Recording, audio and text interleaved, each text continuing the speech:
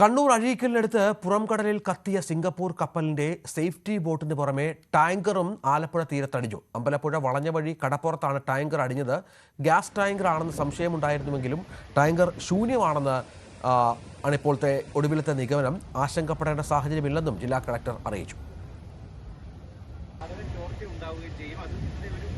ഇത് കടലിൽ വെച്ച് തന്നെ നിർജ്ജീവമാക്കാന്നുള്ള രീതിയിലും പറയുന്നുണ്ട്. അപ്പോൾ എന്തുവാണ് ഇതിൻ്റെ അകത്ത് ഗ്യാസ് ഉണ്ടോ ഇല്ലയോ എന്നുള്ളത് പോലും കൃത്യമായിട്ട് അറിയാൻ പറ്റുന്നില്ല. പക്ഷേ ആ ടാങ്ക് കിടന്ന് അങ്ങോട്ടും ഇങ്ങോട്ടും ടെട്രാപോളിൽ അടിച്ച് അത് ചിലപ്പോൾ അതിന് ഹോൾ വീഴാനുള്ള സാധ്യതയുണ്ട്. അങ്ങനെ പൊട്ടിത്തെറിക്കാനുള്ള സാധ്യതയും നിലനിൽക്കുന്നുണ്ട്.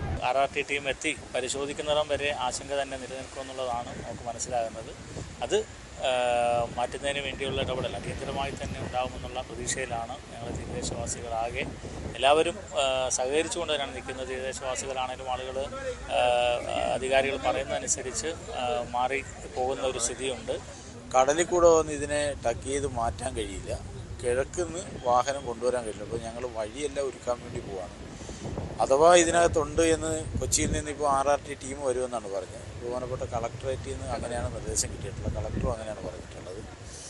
അങ്ങനെ വന്നാൽ അത് പൈപ്പ് വഴിയോ അല്ലെങ്കിൽ ട്യൂബ് വഴിയോ ഇതിനകത്തുള്ള ആ വാതകം മാറ്റുന്നതിനെക്കുറിച്ചാണ് ഇപ്പോൾ ബന്ധപ്പെട്ട ആളുകളെല്ലാം ആലോചിച്ചിട്ടുള്ളത്. ഇനിയും കണ്ടെയ്നറുകൾ വരുന്നുണ്ട് എന്നുള്ളതാണ് ഇപ്പോൾ അറിയാൻ വേണ്ടി കഴിഞ്ഞിട്ടുള്ളത്.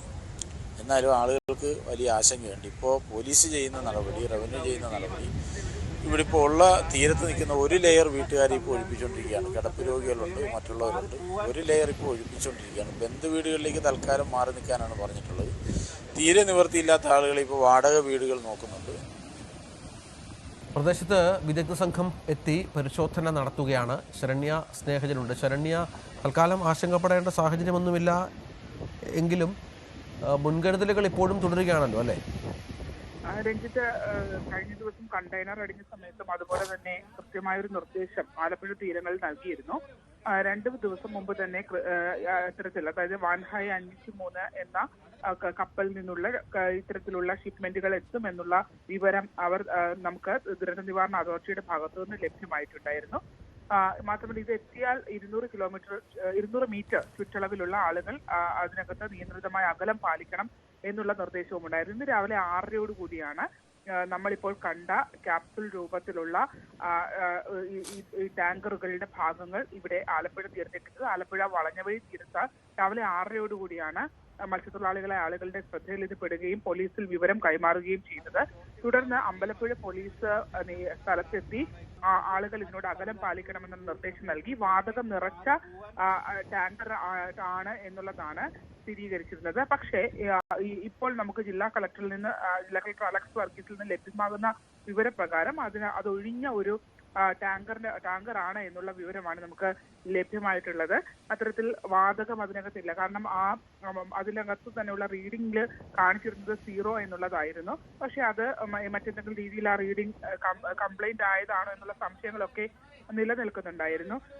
എന്തായാലും ഈ കപ്പലിനുള്ളിൽ നിന്നും വന്ന ടാങ്കർ തന്നെയാണ് എന്നുള്ളൊരു പ്രാഥമിക നിഗമനത്തിലാണ്. കാരണം ഇന്നലെ രാത്രിയോടുകൂടി തന്നെ ഒരു ബോട്ട്, ഒരു ചെറിയ അതായത് കപ്പലിൽ നിന്നും പുറത്തേക്ക് കടക്കാൻ കഴിയുന്ന ഒരു ചെറിയ ബോട്ട് സേഫ്റ്റി ബോട്ട് ആലപ്പുഴ തീരത്ത് അടിഞ്ഞിരുന്നു. അത് പുറക്കാട് ഭാഗത്താണ് അടിഞ്ഞത്. അതിന് പിന്നാലെയാണ് ഇന്ന് രാവിലെയോടുകൂടി ഈ ടാങ്കറും എത്തിയിട്ടുള്ളത്. എന്തായാലും നിലവിൽ അപകടകരമായ സാഹചര്യമില്ല. പക്ഷേ ആളുകളെ നേരത്തെ പ്രദേശവാസികൾ പറഞ്ഞതുപോലെ തന്നെ ഒരു ലെയർ ആളുകളെ അവിടുന്ന് മാറ്റിയിട്ടുണ്ട്.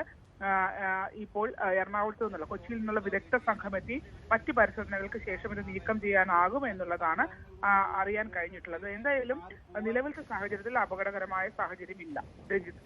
അതാണ് ശരണ്യ സ്നേഹജൻ റിപ്പോർട്ട് ചെയ്യുന്നത്.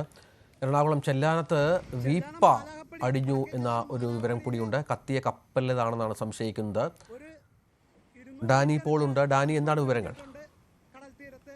രഞ്ജിത്ത്, ഇന്ന് രാവിലെ ആണ് വീപ്പ ഇങ്ങനെ അടിഞ്ഞതായിട്ട് കാണുന്നത്. സാധാരണ നമ്മളിപ്പോൾ കണ്ടിട്ടുണ്ട് പെട്രോൾ പമ്പുകളിലും മറ്റുമെല്ലാം കാണുന്ന രീതിയിലുള്ള ഇന്ധനം സൂക്ഷിക്കുന്ന രീതിയിലുള്ള ഒരു വീപ്പയാണത്. നിലവിൽ ചെല്ലാനം ഭാഗത്ത് നമുക്കറിയാം, ചെല്ലാനം ഭാഗത്ത് ടെട്രാപോഡ് സംരക്ഷണ ഭിത്തിയേക്കുള്ള ആ മേഖലയിലാണ് ഇത് വന്നിരിക്കുന്നത്. അവിടെ സംരക്ഷണ ഭിത്തിയുടെ കല്ലിൽ കുടുങ്ങിയ നിലയിലാണ് ഇത് കാണപ്പെട്ടത്. പക്ഷേ ഇത് ഒരു സംശയം മാത്രമാണ്. ഇത് കത്തിയ കപ്പലിൽ നിന്നുള്ളതാണോ എന്നത് കാര്യങ്ങളൊന്നും സ്ഥിരീകരിച്ചിട്ടില്ല. പ്രദേശവാസികൾ പറയുന്നത് ഇതിന് ഒരു പഴക്കമുള്ള ഒരു വീപ്പയാണത്.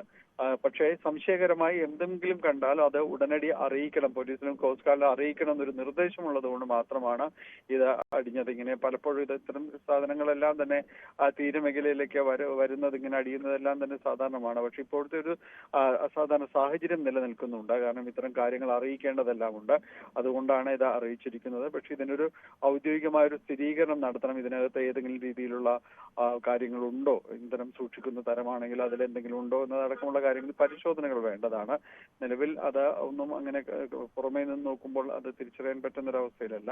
അപ്പോൾ അത്തരം കാര്യങ്ങൾ കൂടി പരിശോധിക്കേണ്ടതുണ്ട്. പക്ഷെ അപകടകരമായ ഒരു സാഹചര്യമോ അല്ലെങ്കിൽ ആളുകളെ നീക്കി നിർത്തേണ്ടതോ ഒന്നും തന്നെ ഇല്ല എന്ന് തന്നെയാണ് പ്രാഥമികമായും അവിടെ നിന്ന് അറിയാനായിട്ട് സാധിക്കുന്നത്. എന്തായാലും അത്തരം കാര്യങ്ങളിൽ പോലീസ് കൂടി ഒന്ന് ആവർത്തിച്ച പരിശോധന നടത്തണം. ഇത്തരം ഒരു സാഹചര്യം ഉള്ളതുകൊണ്ട് മാത്രമാണ് ഇത് പോലീസിൽ അറിയിക്കുകയും പരിശോധനകളെല്ലാം തന്നെ വേണ്ടി വരികയും ചെയ്യുന്നത്. ഇത് കത്തിയ കപ്പലിൽ വൻകരയെന്നാണോ എന്നത് പോലും നിലവിൽ സ്ഥിരീകരിച്ചിട്ടില്ല. ശരി, ഡാനി പോൾ വിവരങ്ങൾ പങ്കുവച്ചു.